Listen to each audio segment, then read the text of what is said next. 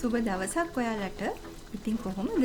අද මං හදන්න හිතුවා හොඳ රසට, සුවඳට, පෝෂ්‍යදායක විදියට අලකරි එකක්. මේ අලකරියකට මං බිත්තරක් දාලා තමයි හදන්නේ. මේකේ ග්‍රේවි එක හොඳ උකුවට තියෙන්න හදන නිසා ඇත්තටම හරි රසයි. ඒ වගේම අපි මේ කරි එකට එකතු කරන ද්‍රව්‍ය නිසා හරිම සුවඳට හොඳ පෙනුමට අරගන්න පුළුවන්. බත්, පාන්, ඉන්දියාප්ප මේ ඕන දෙයක් එක්ක මේ අලකරි එක හදලා ඔයාලත් රස විඳින්න. ඒ වගේම ඔයාලගේ වටිනා අදහස් පහලින් දක්වන්න. එහෙනම් අපි වීඩියෝ එකට ගිහින් බලමු. අවශ්‍ය ද්‍රව්‍ය ඩිස්ක්‍රිප්ෂන් බොක්ස් එකේ තියෙනවා. අලකරි එක හදාගන්න කලින් මුලින්ම අපි පේස්ට් එකක් හදාගන්න ඕනි. ඒකට අම්මෙඩිස් කරල් 2ක්, සුදු ලුණු බික් 3ක්, සාමාන්‍ය ලුණු ගෙඩියක් මේ විදිහට කපලා මම අරගෙන තිනවා.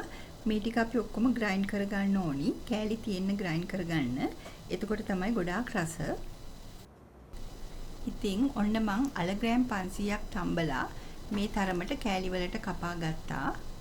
දැන් කහ තේ හැඳි කාලක් විතර දාලා අල කෑලි වල හොඳින් දවට ගන්න ඕනි. මොකද මේ අල ටික අපි තෙල් වල තරමක් බැද ගන්නවා. එතකොට අල වලට හොඳ පෙනුමක් ගන්නවා අපි කහ ටිකක් දාගත්තම.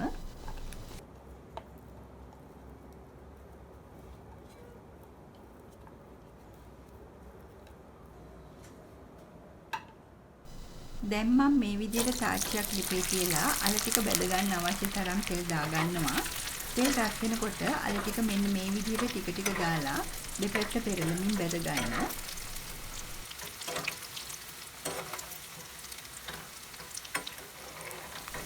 අල ටික වැඩිපුර බැද ගන්න අවශ්‍ය නැහැ. මෙන්න මේ තරමට බැදගත්තම ඇති.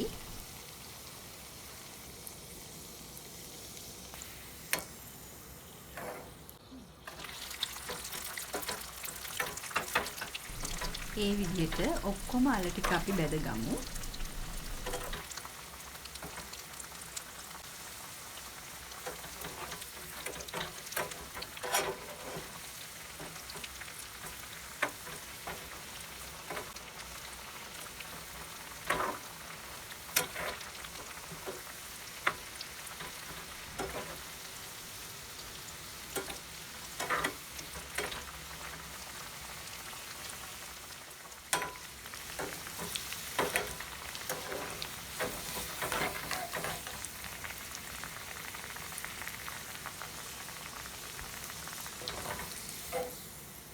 දැන් අල ටික ඔක්කොම මම බැදගෙන ඉවරයි. ඊළඟට මම බිත්තර 4ක් තම්බලා අරගෙන තිනවා. දැන් මේ බිත්තර වලටත් කහ ටිකක් දාලා බිත්තර වල හොඳින් කහ දැවටෙනකන් මිශ්‍ර කරගමු.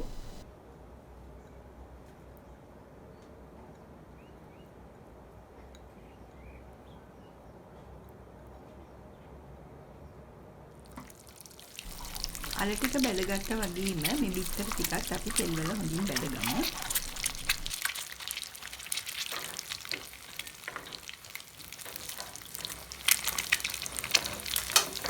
මෙන්න මේ විදිහට හොඳට බැද ගන්න ඕනි.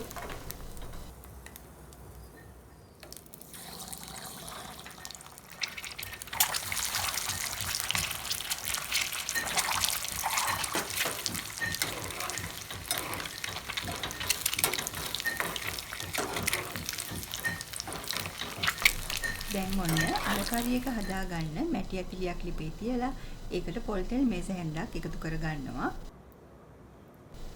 තෙල් රත් වෙනකොට කුරුඳු කෑල්ලක්, රම්පේ කරපිංචක් දාලා මේ විදිහට හොඳට ටෙම්පරාදු කරගන්නවා.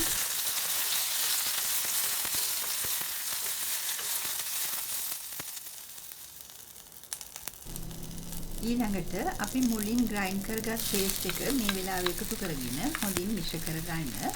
දැන් හොඳ සුවඳක් එනවා.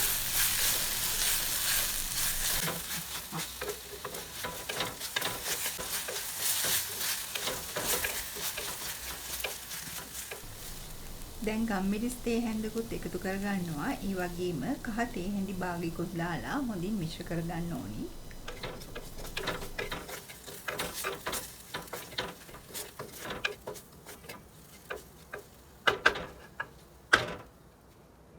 මේ වෙලාවේ මං උපු පොල් කිරි කෝප්ප 1/4ක් එකතු කරගෙන හොඳින් මිශ්‍ර කරගන්නවා.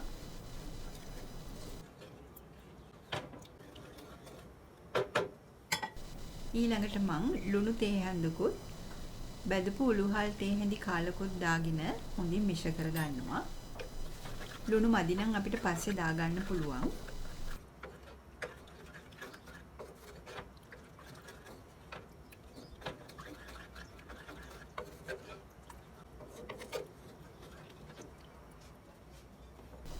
සිහින්ම ලියාගත් රතු ලුණු ගෙඩි 3-4කුත් එකතු කරගන්නවා. ඔයාලට රතු ලුණු තියෙනවා නම් මේ විදිහට දාගන්න. රතු ලුණු දාගත්තම මේ අලකාරි එක ගොඩක් රසයි. මේ ග්‍රේවි එක උකුවට ගන්න ඕන නිසා මම කෝන් ෆ්ලවර් තේ හැන්දක් එකතු කරගෙන මේ විදිහට හොඳින් මිශ්‍ර කරගන්නවා.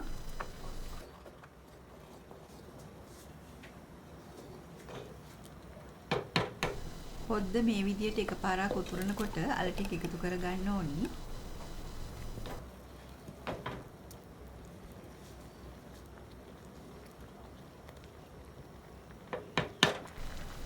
ඊළඟට බිත්තර ටිකත් අපි එකතු කරගමු.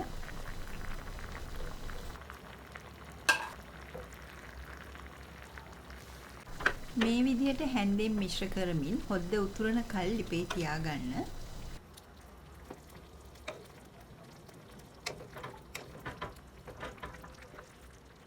ඔන්න දැන් මේ අලකරි එකේ රසය වැඩි කරගන්න මං අබකුඩු තේ හැඳි කාලක් දාගෙන හොඳින් මිශ්‍ර කරගන්නවා. එතකොට මේ අලකරි එකට වෙනස්ම රසයක් අරගන්නවා. ඇත්තටම හරිම රසයි. ඔයාලත් මේ විදිහට හදලා බලන්නකෝ.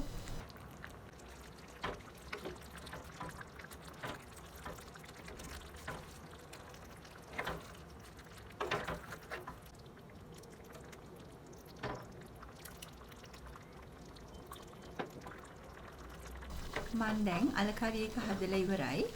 මුරුංගා කොළ ටිකකුත් මේ විදිහට දාගන්නවා. මුරුංගා කොළ පෝෂ්‍ය ගුණයෙන් බහුල පලා වර්ගයක්නේ. අපි පුළුවන් හැම වෙලාවකම ආහාර වලට එකතු කරගමු. ඒකෙන් වැඩි රසයකුත් ගන්න පුළුවන්. මේ බලන්න මං හදපු අල බිත්තර කරි එක හරිම සුවඳට හොඳ පෙනුමට රසට තියෙනවා. ඔයාලත් මෙහෙම අලකරි එකක් හදලා රස විඳින්න.